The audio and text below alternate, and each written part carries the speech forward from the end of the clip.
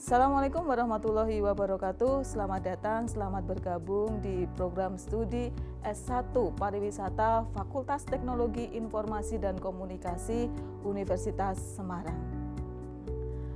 Program studi S1 Pariwisata USM termasuk program studi baru di Universitas Semarang dengan mencirikan mata kuliah berdasarkan dengan teknologi informasi dan kearifan lokal. S1 Pariwisata USM sudah bekerjasama dengan beberapa hotel berbintang. Selain itu juga bekerjasama dengan lembaga sertifikasi yang nantinya akan mendukung proses belajar mengajar mahasiswa. Untuk profil lulusan S1 Pariwisata USM, Anda bisa menjadi konsultan pariwisata, kemudian bisa bisnis destinasi dan tourism, ya. Kemudian Anda bisa travel business manager atau menjadi manajer travel business, atau bisa bekerja di dinas pariwisata. Perkenalkan, saya Heni Indriawati sebagai Ketua Program Studi S1 Pariwisata. Saya dibantu oleh Sekretaris Program Studi S1 Pariwisata, yaitu Ibu Nutriana Hidayati. Berikut adalah beberapa dosen yang nantinya akan mengampu mahasiswa semua. Nah, di sini ada Bu Desika Nurjana, SPD MM.Par, kemudian ada Bapak Herman Nofri Kristiansen, P, SE MM.Par. Kemudian nanti Anda juga akan bertemu dengan Bapak Bram Arfianto, SE, MM.Par. Kemudian ada Ibu Urania Heptanti, SST MM.Par. Untuk dosen wali semester ini bisa dilihat pada slide berikut.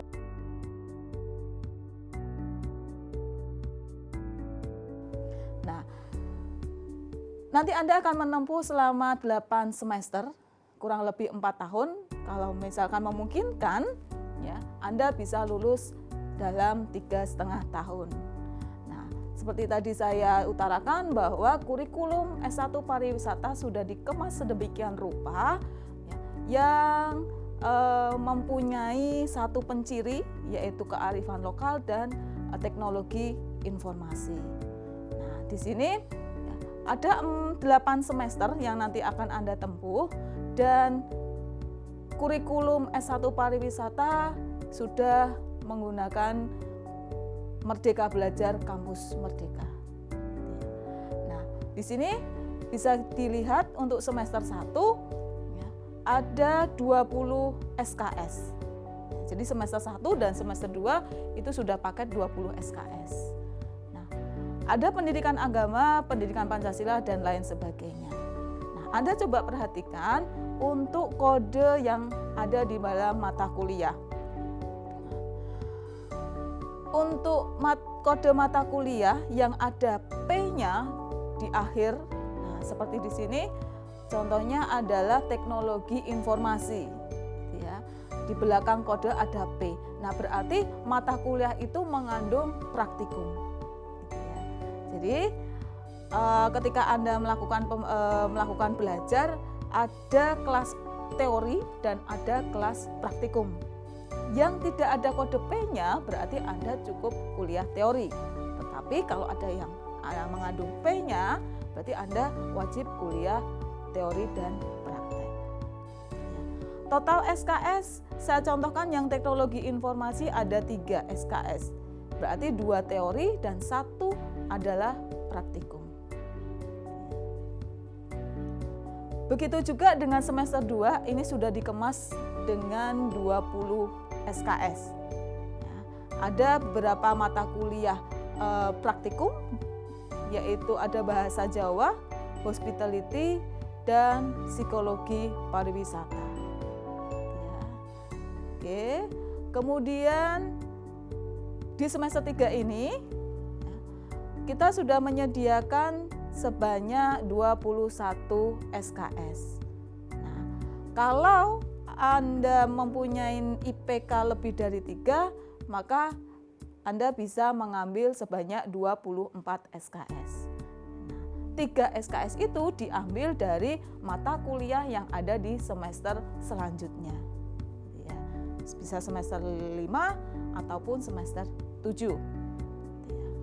Kemudian di semester 4, di sini kita sudah menyediakan yang namanya mata kuliah pilihan. Ya, mata kuliah pilihan ini berarti boleh Anda ambil, boleh tidak. Nah, di semester 4 ini ada 2 mata kuliah pilihan. Ya, ada housekeeping dan front office operation. Gitu ya. Nah, jadi total yang ada di semester 4 itu adalah 24 SKS. Jadi Anda wajib memilih satu mata kuliah pilihan yang disediakan. Kemudian di semester 5, ini juga sama, kita menyediakan 24 SKS dengan 2 mata kuliah pilihan. Gitu ya. Anda bisa mengambil food and beverage atau bahasa asing, dalam hal ini adalah bahasa Perancis. Lanjut kemudian semester 6. Nah, di sini karena kita sudah menggunakan kurikulum merdeka, maka di semester 6 akan dimulai ya, untuk pembuatan proposal. Jadi intinya adalah ketika kita kuliah dengan kurikulum merdeka, di semester 7 Anda tidak kuliah di lingkungan kampus, ya. Jadi Anda beri kesempatan untuk belajar di luar kampus. Nah, di semester 6 ini, selain ada mata kuliah wajib yang harus ditempuh, ya, ada festival dan event, kemudian ada karawitan, ada KKN, ada satu mata kuliah sebanyak 5 SKS. Itu isinya adalah untuk proposal. Nah, sebelum Anda belajar di luar kampus. Nah, jadi ketika nanti semester 7 Anda on, maka semua sudah dipersiapkan di dalam proposal. Selanjutnya di semester 7, ya, Anda wajib untuk belajar di luar kampus dengan mengambil mata kuliah yang sudah kita sesuaikan. Ya. Nah, sektor yang kita ambil untuk kurikulum merdeka untuk S1 pariwisata adalah penelitian, kemudian proyek di desa atau PKM, kemudian proyek magang, dan kewirausahaan. Jadi di semester 7 ini total SKS-nya adalah 15. Jadi Anda boleh memilih salah satu sektor saja ya, yang kemudian nanti akan dilaksanakan di luar, kemudian Anda membuat pelaporan. Di semester 8 yang Anda lakukan memberikan pelaporan dalam bentuk tugas akhir. Nah, nantinya akan dibuat satu jurnal yang akan diunggah atau dipublish di baik itu jurnal lokal ataupun jurnal nasional. Kemudian ketika Anda kuliah, ya, nanti akan ada aplikasi yaitu SIMA dan e-learning. Nah, SIMA ini jadi semua kegiatan perkuliahan Anda seperti absen, kemudian melihat materi kuliah itu melalui 2 aplikasi ini, yaitu SIMA dan e-learning. Untuk username dan password nanti akan selanjutnya diinformasikan lebih lanjut. Masa perkuliahan dapat dilihat di bawah ini.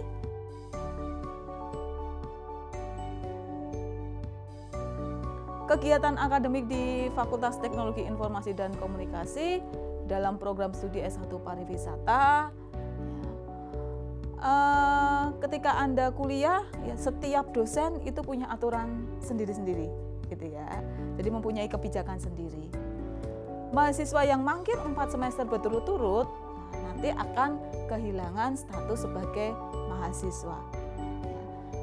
Nah, kalau misalkan Anda berhalangan, nah lebih baik untuk mengajukan cuti. Ya. Cuti kuliah bisa dilakukan setelah Anda semester 3. Gitu ya. Jadi cuti dan mangkir itu berbeda. Kemudian ada biaya kuliah kerja pariwisata atau KKP, kemudian nanti akan ada biaya tugas akhir, sertifikasi, dan wisuda. Nah, itu nanti lepas atau tidak termasuk dalam SPP. Ya. Cuti kuliah sudah saya sampaikan tadi, ya, minimal setelah semester 3 dan maksimal 2 kali selama masa studi. Nah, apabila cuti kuliah Anda diwajibkan untuk membayar sebesar 65%, sedangkan jika mangkir maka Anda berkewajiban untuk membayar 100%. Ya. Semua aturan akademik ya, itu akan ada di buku pedoman biru yang sudah dibagikan atau akan dibagikan kepada mahasiswa semua. Nah, mahasiswa S1 pariwisata itu berkewajiban untuk mempunyai sertifikasi minimal 3. Nah, kita sudah bekerjasama dengan lembaga sertifikasi yang diakui di bidang pariwisata, nanti silakan dimanfaatkan. Ya. Kemudian kursus TOEFL yang menjadi kewajiban karena bahasa Inggris menjadi salah satu dasar ya, dalam S1 pariwisata. Kemudian Anda bisa mengikuti seminar nasional atau bisa mengikuti workshop yang nantinya bukti itu akan disimpan ya, atau wajib disimpan untuk syarat kelulusan ketika Anda selesai menempuh studi. Trik dan tips untuk lulus tepat waktu ya, manfaatkan waktu sebaik mungkin ya, atur strategi dalam mengambil mata kuliah. Usahakan ketika Anda sudah menempuh 5 semester, ya, berarti 110 SKS sudah Anda ambil. Ya. Nah, kemudian nanti baru di semester 6 Anda mulai konsentrasi kepada sektor yang Anda pilih di kurikulum Merdeka. Ya. Kegiatan yang wajib dilakukan oleh mahasiswa adalah mengikuti pakem. Pakem ini nanti akan bersertifikat dan sertifikatnya harus Anda simpan. Kemudian ada tes TOEFL, SKPI, surat keterangan pendamping ijazah yang tadi sudah saya utarakan. Ya, Anda harus bersertifikat minimal 3. Kemudian sudah disediakan perpustakaan di fakultas, Anda bisa memanfaatkan itu untuk mendukung proses pembelajaran. Berikut dengan perpustakaan yang ada di universitas. Mahasiswa wajib untuk menjaga etika, ya, baik itu di dalam kelas ataupun di luar kelas. Nah, USM sudah menyediakan fasilitas yang sangat bagus, ya, kemudian juga tempat perkuliahan yang nyaman. Nah, Anda diwajibkan untuk merawat. Selamat bergabung di S1 Pariwisata Universitas Semarang. Let's explore the wonder. Wassalamualaikum warahmatullahi wabarakatuh.